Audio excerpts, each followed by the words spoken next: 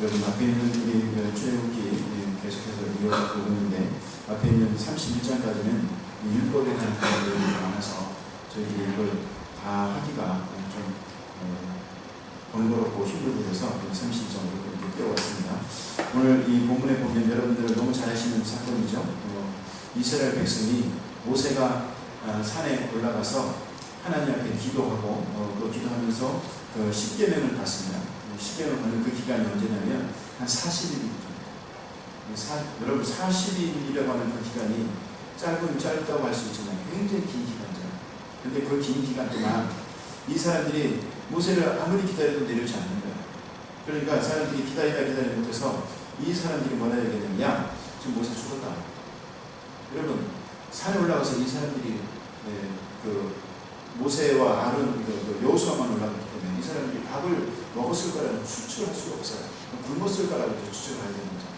그럼 여러분 생각해보세요. 40일을 굶게 되면 사람이 죽을까요? 살까요?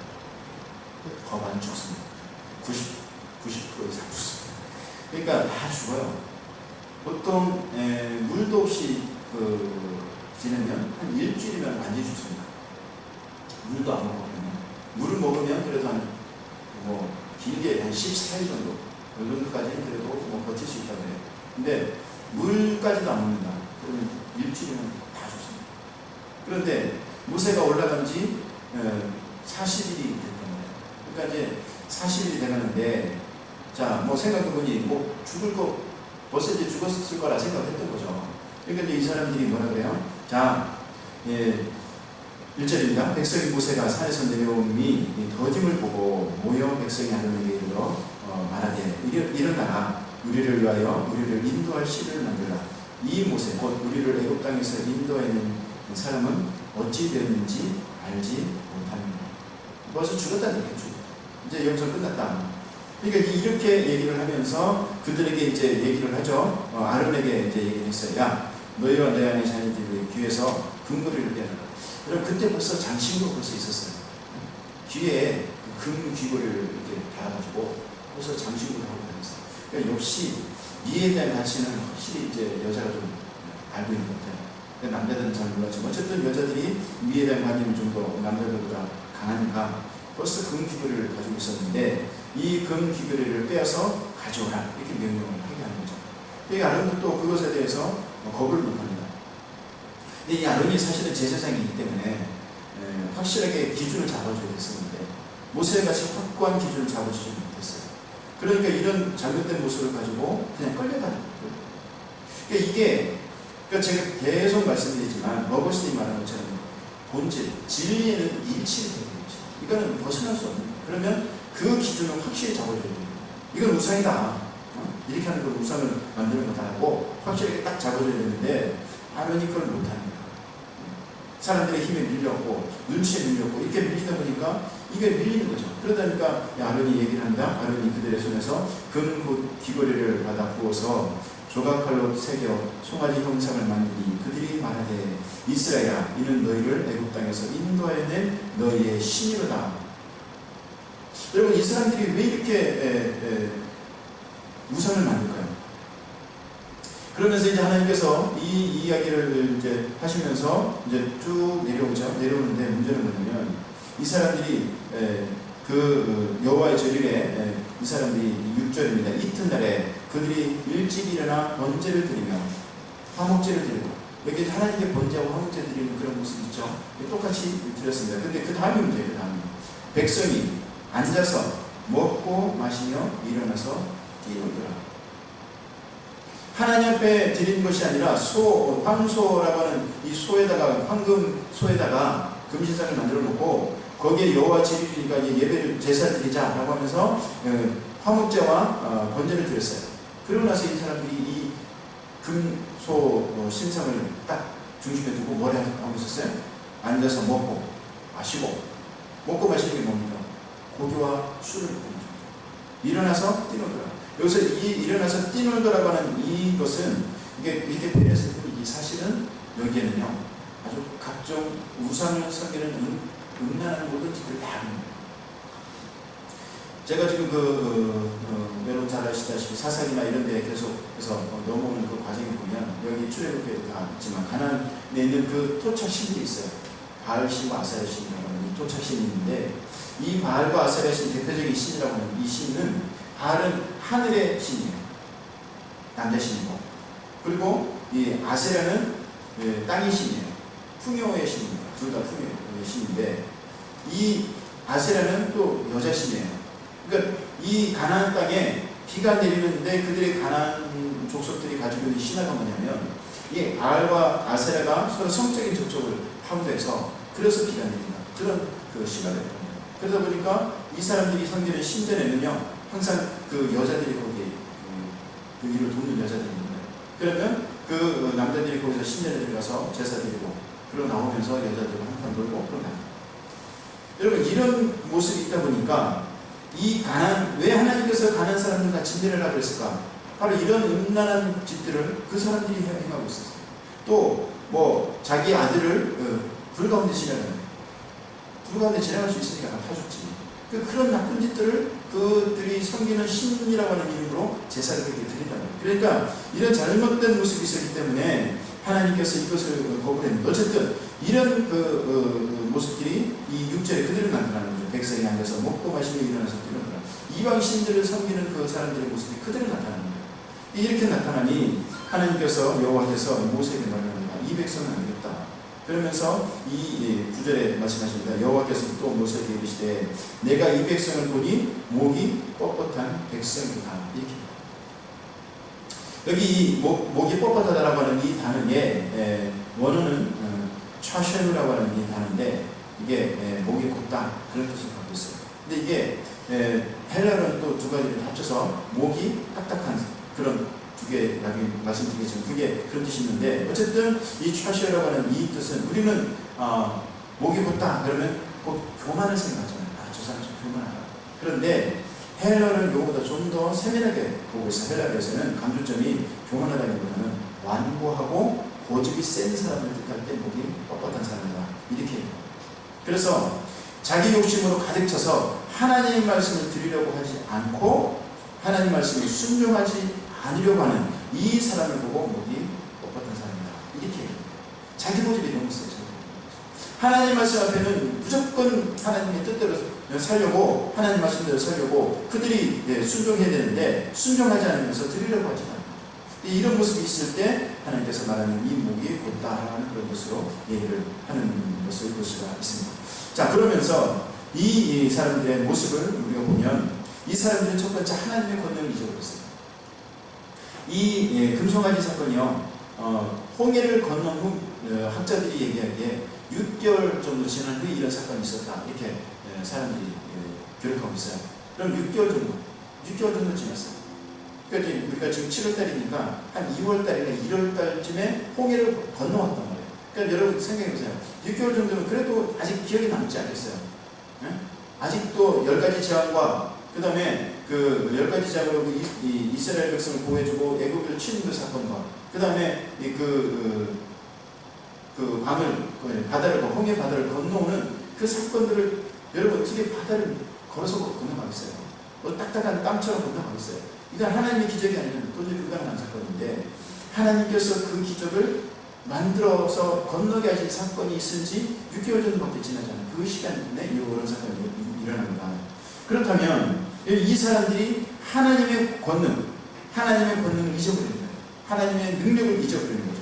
그리고 자기들의 당면한 문제에만 집중하는 거예요. 하나님을 보지 못하고 하나님을 향해 보지 못하고 오직 자기들이 당면한 문제가 뭡니까? 자기네 지도 자격인 모세가 없어진 거예요.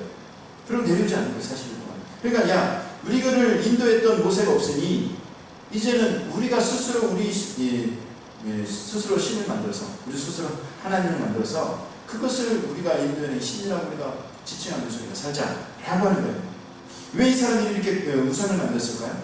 우상을 만드는 이유가 있습니다. 첫 번째, 하나님은 잔소리하는 하나님이세요. 하나님은 이것저것 간섭하세요. 내가 신행생을 편하게 하고 싶은데 하나님께서 너 그러지 마. 너 예배 잘 드려야 돼. 너 주일 잘 지켜야 돼. 너 11조 잘해야 돼. 너 하나님 앞에 감사해야 돼. 너 하나님 앞에 순종해야 돼. 하나님 말씀 앞에 순종해야 돼. 이런 그 여러 가지의 주문을 하나님께서 계속해서 주신단 말이에요. 그러니까 그 하나님, 여러분 그 아이들이 대부분 다가 부모님이 주시는 잔소리를 싫어합니다. 대부분 다 싫어합니다. 좋아할 애들이 별로 없어요.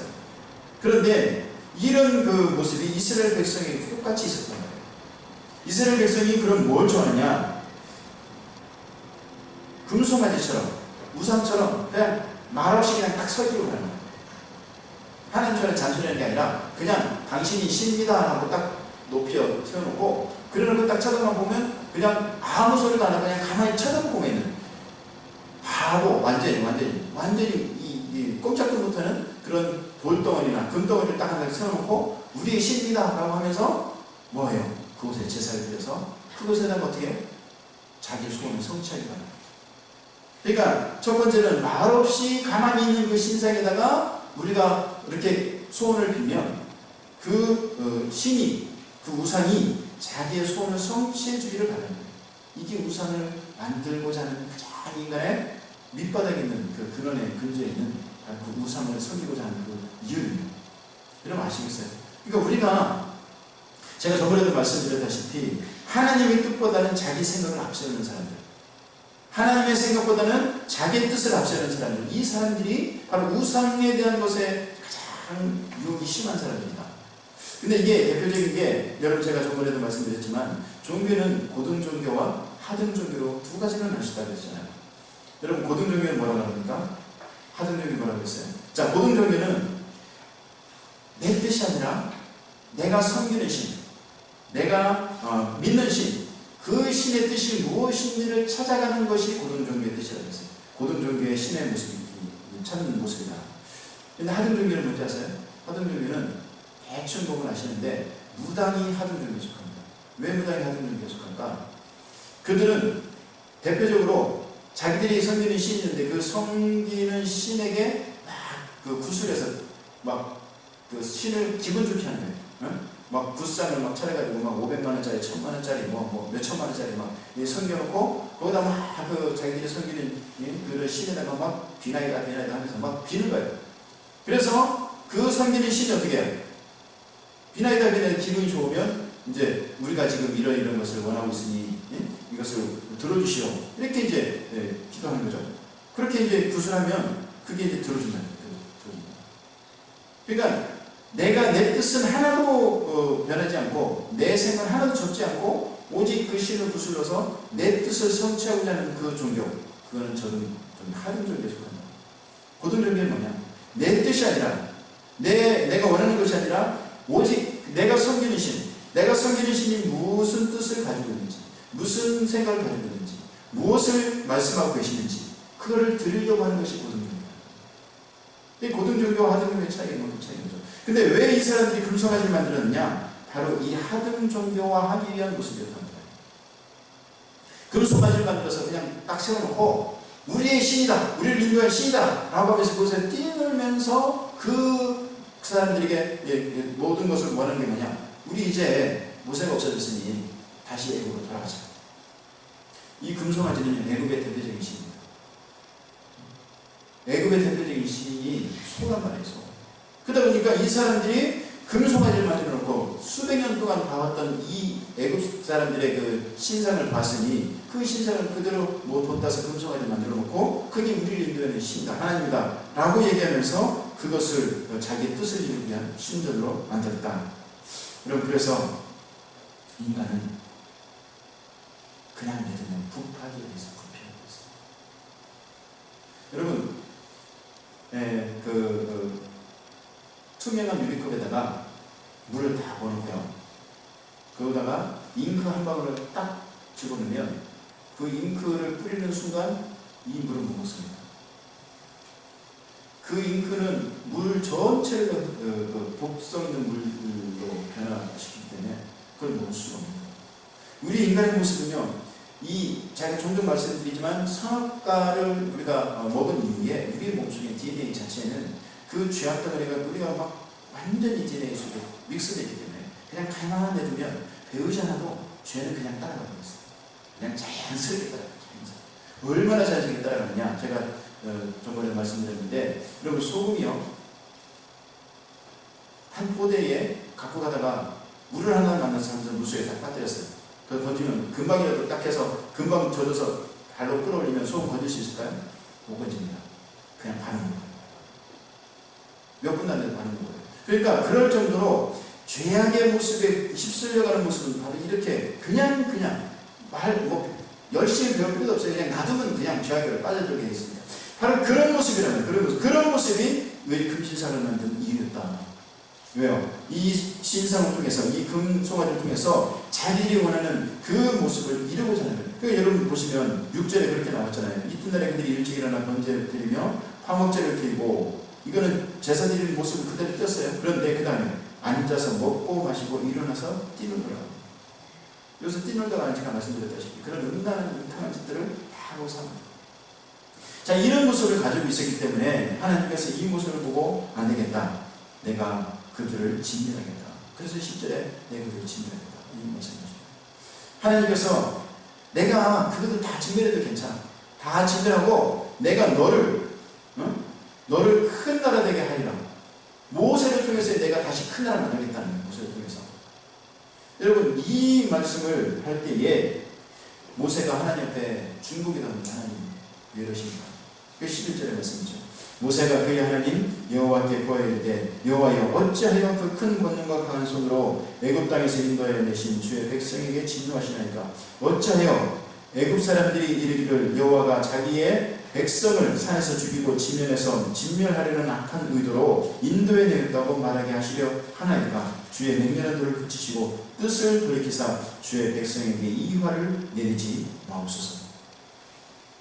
여러분 이게 백성을 사랑하는 지도자의 기도.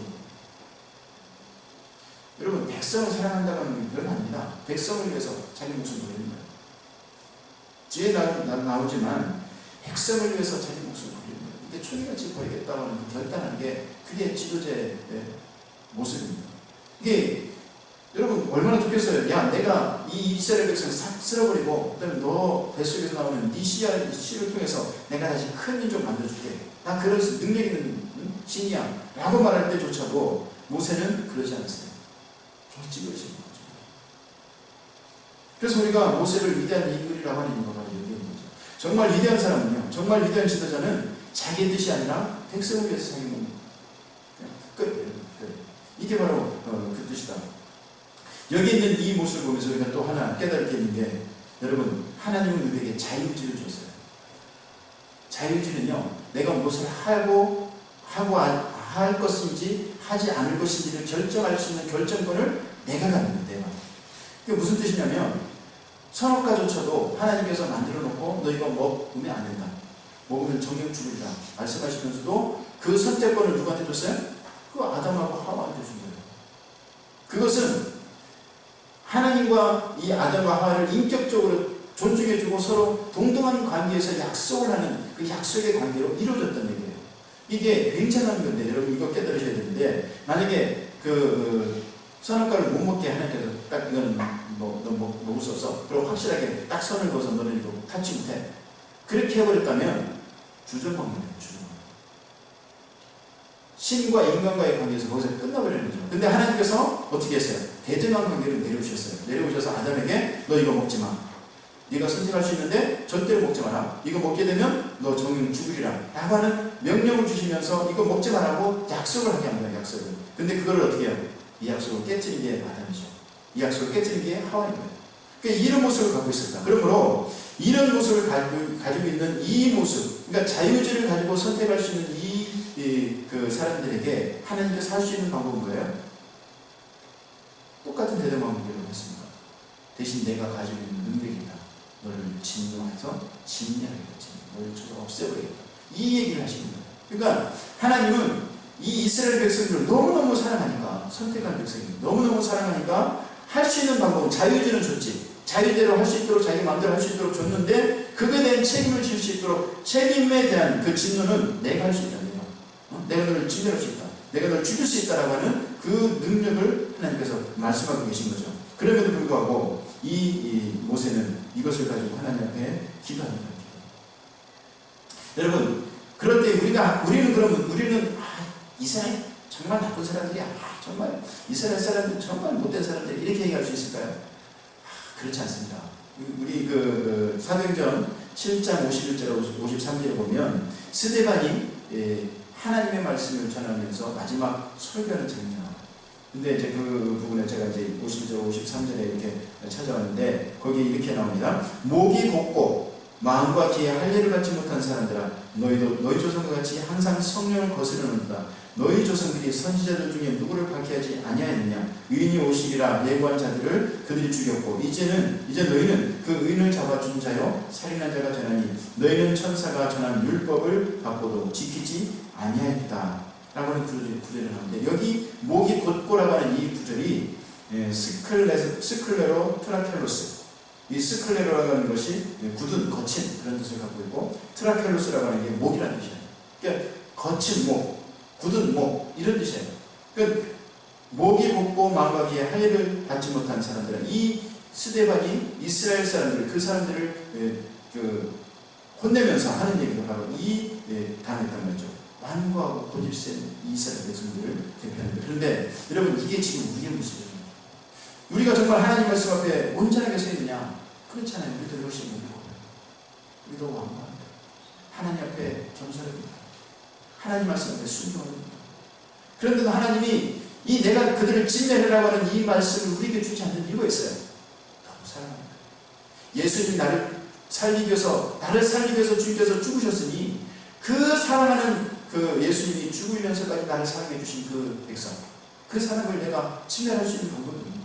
그러니까 같이 참고 언제까지? 회개하고 돌아가야지.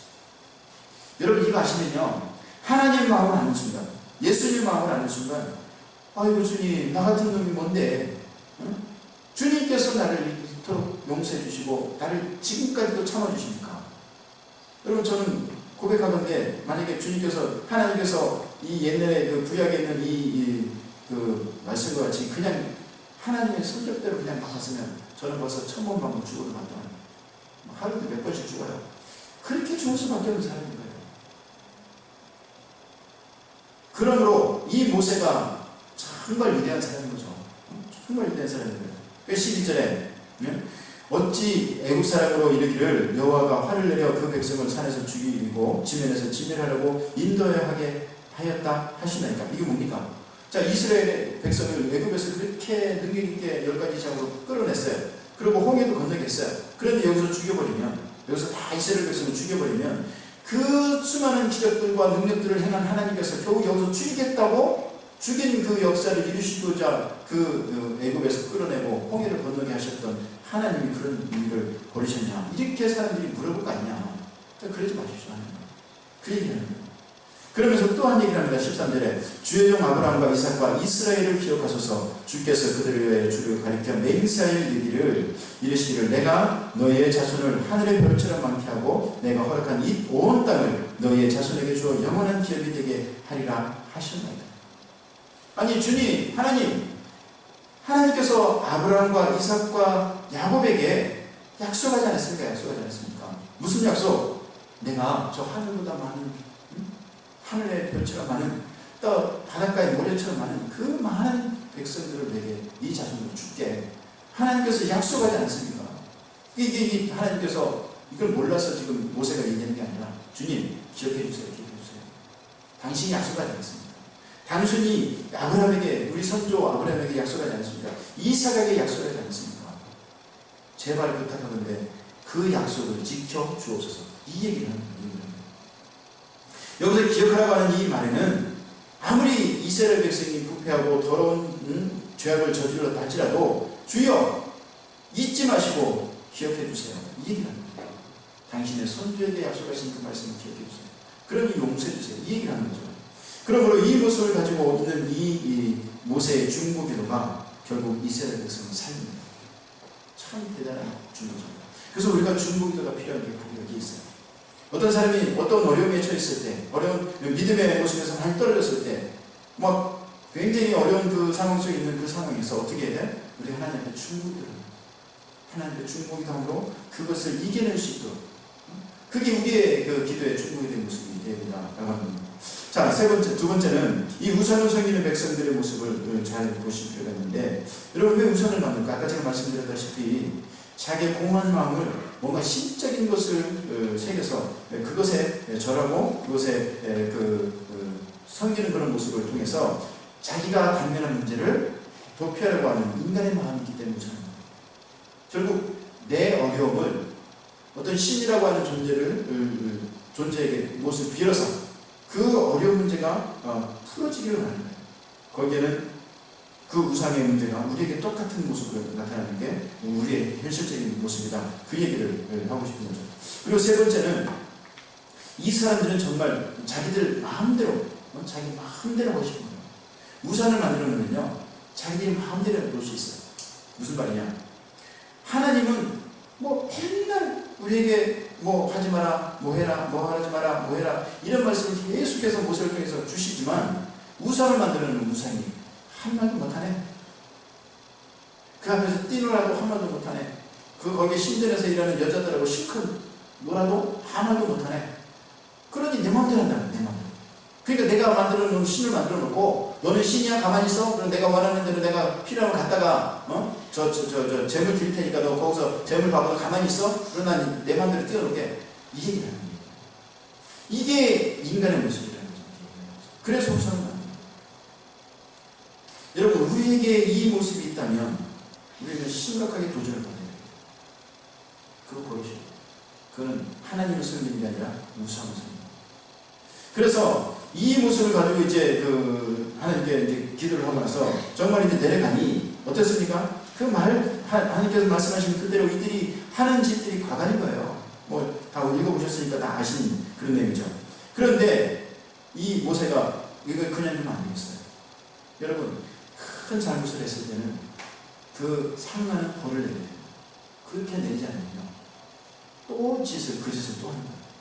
그래서 모세가 딱 보니까 아론에 있는 그 제사장들, 레위 사람들, 레위인들에게 이들 다 칼차, 방패 칼을 차. 그리고 그때 그 칼은요 쉽게 구하는 무기가 아니라 뒤에 보시면 아시겠지만 여러분 읽어보시면 아시겠지만 사무엘 상하에 보시면 사울 왕이 있을 때 그때 제대로 된 칼을 가지고 있는 사람은 왕밖에 없었어요. 왕하고 왕자밖에 없었어요. 그리고 나머지 칼과 방패가 없이 그냥 농작물에 쓰는 꽃배기나 이런 거 들고 전쟁에 나갔어요. 옛날에 블린 사람들이 쇠를 달구는 그런 기술들이 그에게 있었고 이스라엘 사람은 그런 기술이 없었어요. 그때까지 해도 이 제대로 된 칼과 제대로 된 무기를 가지고 있는 사람이 없었단 말이에요. 근데 여기에 지금 모세가 이 레위 사람들이 뭐라고 얘기합니까? 너희들은 지금 칼을 쳐라. 그러니까 그 칼이 아주 소중한 무기면서도 아주 귀중한 거죠. 분량이 많은 게 아니라. 그러니까 이 분량이 없는 이 것들을 잘 모셔뒀던 그 저장고에서 칼을 취합니다. 그리고 그 사람들 향해서 뛰어나가서 가보고 왔다 갔다 하면 다 사람을 다 죽여버려요. 그렇게 해서 죽인 사람들이 몇 명입니까? 3,000명입니다. 엄청나게 죽였습니다. 자, 이렇게 죽이고 나니까 하나님께서 이제 그 화를 멸하시고자 하는 그 뜻을 멈출 것이다 라고 하는 그런 생각이 들어서 하나님께 기도를 하는 그런 구절이 나옵니다. 29절, 28절부터 읽어드리면 레위 자손이 모세의 말대로 행하매 이 나라의 백성 중에 3,000명가량 죽음을 당하니라. 모세가 이르되 각 사람이 자기 아들과 자기 형제를 쳤으니 오늘 여호와께 헌신하게 되었느니라. 그가 오늘 너에게 복을 내리시리라. 사람을 죽였는데 헌신했대요. 또 복을 내리신대요. 무슨 뜻일까요? 결국은 하나님의 뜻대로 행했다는 거예요. 우상을 섬기는 그런 죄악된 그들의 마음을 죽음이라고 하는 3,000명이라고 하는 사람들이 죽음을 맞이하면서 이게 얼마나 큰 죄악인지를 깨닫게 하십니다. 그래서 절대로 하나님 말씀 앞에 잘못된 모습을 범하지 않도록 그렇게 하나님께 기도하는 거죠. 자, 그러고 나서 이제 모세가 다시 한번 하나님 앞에 올라갑니다. 30절입니다. 이튿날 모세가 백성에게 이르되 너희가 큰 죄를 범하였도다. 내가 이제 여호와께로 올라가노니 혹 너희를 위하여 속죄가 될까 하노라. 이제 하나님 앞에 이제 중국이가 또 올라가는 거죠. 여기서 이제 이걸 멈추면 안 됩니다. 자, 31절입니다. 모세가 여호와께로 다시 나아가 여짜오되 슬프도소이다. 이 백성이 자기들을 위하여 금신을 만들었사오니 큰 죄를 범하였나이다. 여러분 여기에 이 구절이 나오죠. 근데 여기에 제가 이 원어를 찾아봤어요. 슬프도소이다라고 하는 이 구절이요. 이거는 번역한 사람들이 그냥 말을 만드는 거예요. 이 단어 뜻이 뭐냐면요, 안나입니다. 안나. 이게 뭐냐면 감탄사. 이거예요. 길게 얘기하면 내가 당신께 구한다 이런 번역을 하긴 하지만 그냥 오, now 이거예요. 그 무슨 얘기입니까?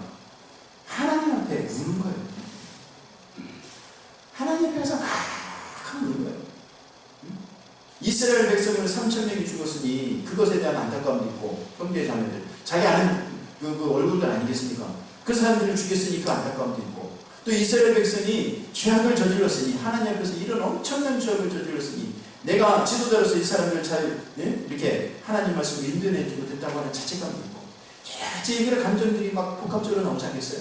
그때에 이 모세가 여호와께 나아가 여짜오되 했지만 이 그냥 우는 거예요. 그냥 통곡하면서 우는 거예요. 하고 그냥 감탄사니까요. 그냥 우는 거예요. 그냥 우는 거예요. 여러분 이게 지도자의 모습입니다. 백성은요 지도자의 모습을 따라가지 못해요. 왜?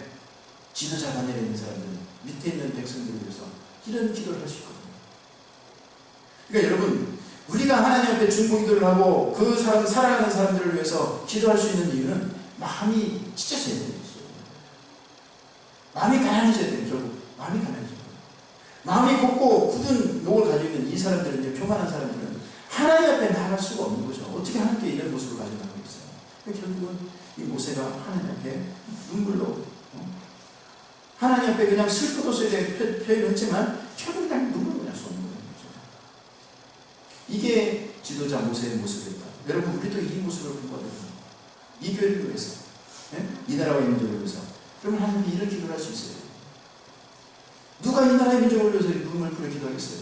누가 이 교회를 위해서 눈물 뿌려 기도하겠어요? 이거는 하나님 앞에 서 있는 사람만 그렇게 합니다. 그러고 나서 하나님 앞에 기도합니다. 이 백성이 자기들을 위하여 금신을 만들어 싸우니 큰 죄를 범하였나이다. 그러나 이제 그들의 죄를 사하여 주시옵소서. 그렇지 아니하시오면 원하건대 주께서 기록하신 책에서 내 이름을 지워버려 주옵소서. 여러분 이거 별거 아닌 거죠. 그냥 한 구절 그냥 숙제해가는 거 같죠. 그렇지 아니하시오면 원하건대 주께서 기록하신 책에서 내 이름을 지워버려 주옵소서. 여러분 무슨 뜻인지 아세요? 주여 저 백성들을 살려주시고 나는 하나님의 생명책에서 지워서 지옥에 들어가게 해주세요. 내가 저 백성들 대신 지옥에 가겠나이다. 그런 기도인 거예요. 여러분 벌써 모세는 생명책에 이름이 기록되지 않으면 지옥에 들어간다는 것을 벌써 알고 있었어요. 요한계시록에 내가 지금 이 구절을 다 찾아왔는데 몇 군데 됩니다.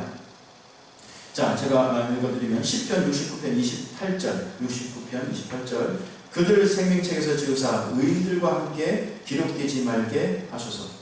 시편 69편 28절 다니엘 12장 1절 그때의 내 민족을 호위하는 큰 구름 네가 일어날 것이요 또 환난이 있으니 이는 개국 이래로 그때까지 없던 환난일 것이며 그때 내 백성 중에 책에 기록된 모든 자가 구원을 받을 것이라. 내 백성 중 책에 기록된 모든 자가 구원을 받을 것이라. 이거는 이 다니엘서는 이게 그 시대를 뛰어넘어서 벌써 요한계시록처럼 미래를 내다보는 그런 구절이죠. 빌립보서 4장 3절 또 참으로 나와 먹이를 같이 한 내게 구하노니 복음에 나와 함께 힘쓰던 저 여인들을 돕고 또한 블레멘도와 그 외에 나의 동역자들을 도우라. 그 이름들이 생명책에 있느니라. 요한계시록 3장 5절 이기는 자는 이와 같이 흰옷을 입을 것이요 내가 그 이름을 생명책에서 결코 지우지 아니하고 그 이름을 내 아버지 앞과 그의 천사들 앞에서 시인하리라. 생명책에서 결코 지우지 아니하고. 요한계시록 20장 12절 또 내가 보니 죽은 자들이 큰 자나 작은 자나 그 보좌 앞에 서 있는데 책들이 펴있고 또 다른 책이 펴졌으니 곧 생명책이라. 죽은 자들이 자기 행위를 따라 책들에 기록된 대로 심판을 받습니다. 여러분 이 생명책이라고 하는 이 생명책에 벌써 이 모세는 알고 있었어요. 생명책 이름이 기록되어진 자만 하나님의 나라에 하늘나라에 들어간다는 것을 알고 있었어요. 그러니까 이 사람은 벌써 영적으로 그걸 볼 수 때문에 하나님께 이 기도를 할 수 있었던 거죠. 이제 그들의 죄를 사하시옵소서. 그렇지 아니하시오면, 그렇게 안 할 것 같으면 원하건대 주께서 기록하신 책에서 내 이름을 지워버려 주옵소서. 여러분, 이게 모세입니다. 모세가 지옥을 몰라서 이런 얘기를 하겠습니까? 천국을 몰라서 이런 얘기를 했습니까? 아니요. 천국과 지옥에 들어가는 그 중차대한 그 전체적인 그 심판대 앞에서도 내가 저 백성들을 사랑하는 모습이 지옥에 들어가는 것도 더하기 때문에, 내 백성을 사랑하는 그 모습이 지옥에서 고통나는 것과 더하기 때문에 지옥을 선택할 수 있다는 거예요. 그러니까 이런 모습을 여러분 우리가 가져야 되잖아요. 바로 이 모습이었습니다. 그래서 이 모습으로 기도를 하니 하나님께서 이 기도를 어떻게 합니까? 이 모습을 그대로 이제 받아주신 거죠. 자, 33절 여호와께서 모세에게 이르시되 누구든지 내게 범죄하면 내가 내 책에서 그를 지워버리리라. 더 이상 이제 내가 누구든지 내게 범죄하면 내가 내 책에서 그를 지워버리리라. 모세 너를 지우는 게 아니라 이제 여기까지는 내가 용서주겠다. 근데 그 다음부터 또 죄악의 모습으로 너희들이 가게 되면 내게 책에서 그 이름을 지워버리겠다. 지우게 버리겠다. 그런 뜻이겠죠. 자, 34절입니다. 이제 가서 내가 내게 말한 곳으로 백성을 인도하라. 내 사정한 내 앞서 가리라. 그러나 내가 보응할 날에는 그들의 죄를 보응하리라. 그러니까 죄를 지으면 이제 내가 죄대로 너희들이 갚겠다. 이런 말씀을 하시는 거죠.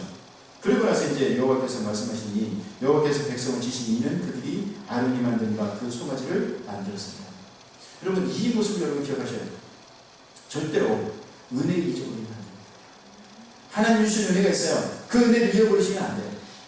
우리는 자주 망각하는데 역사를 잊어버리는 자들에게는 다시 그 옛날에 그 고된 그 힘든 역사가 다시 온다, 그런 얘기 있잖아요. 망각하면 안 돼요. 하나님의 은혜도 마찬가지입니다. 여러분, 지금까지 여러분들이 살아오면서 누렸던 이 은혜를 망각하시면 안 돼요. 주님께서 주신 은혜를 망각하시면 안 돼요. 앞으로 주실 은혜로 또 하나님께서 주실 것을 기대하면서 나가는 것도 중요하지만 지금까지 살아오면서 주신 은혜를 망각하시면 안 돼요. 여러분, 지금 여러분들이 받은 은혜가 얼마나 크고 놀랍고 귀한 것인데 그걸 자꾸 망각하는 거예요. 신앙은 결국 기억하는 거죠. 뭘 기억해요? 하나님께서 내게 주신 은혜를 기억하는 거예요. 주님께서 나에게 베풀어 주신 놀라신 그 사랑을 기억하는 거예요. 잊지 않고 그것을 되새기며 하나님 앞에 감사하는 거예요. 그게 신앙의 모습입니다. 그래서 우리가 주일날 예배 나와 기도하는 거 아니겠어요? 예배하면 찬양하는 거 아니겠어요? 주님 앞에 감사를 드리는 거 아니겠어요? 이게 바로 잊지 않는 모습에 기억하는 모습이다. 여러분, 그러므로 결론을 내리면 신앙은 결론보다 기억하는 것이다. 모세도 하나님께 기도하잖아요. 무슨 기도? 주님, 아브라함과 한 약속을 기억해 주세요. 이삭과 한 약속을 기억해 주세요. 그 약속 이제 나타내시오. 나타내주세요. 똑같이 우리에게도 말씀하시는데 너희들이 신앙이 있느냐? 그러면 너희들이 하나님 받은 은혜 기억해라. 주님께 받은 은혜 기억해라. 죄사함의 은혜 기억해라. 그렇다면 너희들이 그 죄사함의 은혜를 표현해라. 이게 교회에 다니는 우리의 이유가 되는 거죠. 여러분, 신의 근본적인 모습을 찾으시기 바랍니다. 주님께서 뭘 말하는지, 우리에게 정말 원하는 게 뭔지 생각하셔서 하나님의 놀라우신 그 사랑, 그 은혜 기억하며 하나님께 감사할 수 있는 여러분 저에게를 주님 이름으로 축복합니다. 다 같이 기도하겠습니다.